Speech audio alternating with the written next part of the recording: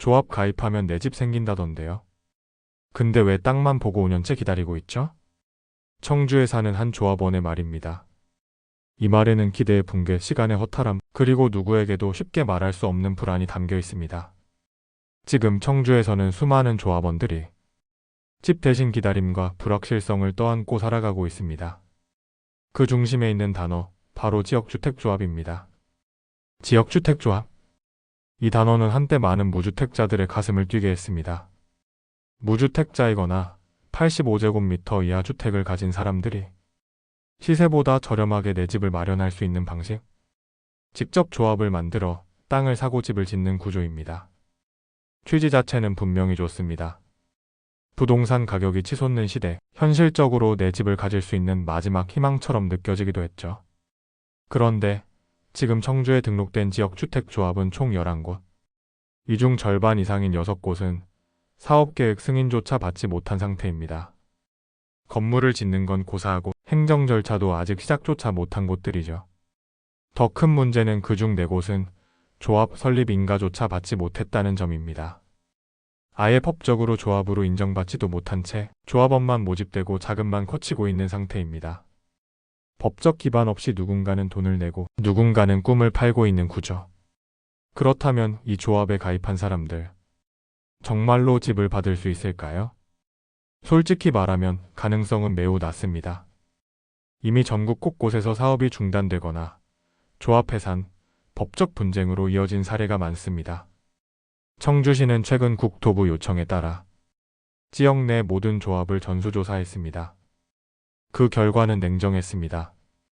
11곳 중 공사에 실제로 착공한 곳은 단 4곳, 흥덕, 오창강리, 오송역 현대, 동남지구. 이 중 일부는 입주까지 완료됐지만 나머지 절반 이상은 계획만 있을 뿐 실제 진척은 전무한 상태입니다. 문제는 이게 단지 느린 속도 문제가 아니라는 겁니다. 기본적인 법적 요건조차 충족하지 못하고 있다는 것.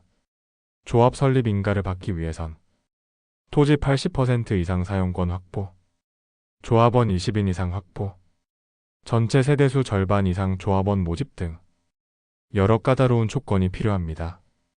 하지만 청주에선 이 요건조차 충족하지 못한 조합이 4곳. 더 심각한 건 나머지 인가받은 2곳조차 2017년, 2018년에 승인받고도 2025년이 된 지금까지 첫 삽도 못 떴다는 사실입니다. 8년 동안 아무 진척도 없었다는 것, 이건 해프닝이 아니라 사람 인생이 멈춰서 있다는 뜻입니다. 물론 모든 조합이 나쁘다고 할 수는 없습니다. 정상적으로 추진될 경우 분양가보다 저렴하게 내 집을 마련할 수도 있죠. 하지만 전제 조건이 있습니다. 토지 확보가 명확해야 하고 조합원 모집이 투명해야 하며 사업성 자체가 확실해야 합니다. 그런데 지금 청주의 절반 이상 조합은 이 3가지 모두에서 불확실성을 안고 있습니다. 이들은 조합이라는 이름을 달고 있지만 사실상 미래의 희망을 판매하고 있는 셈입니다.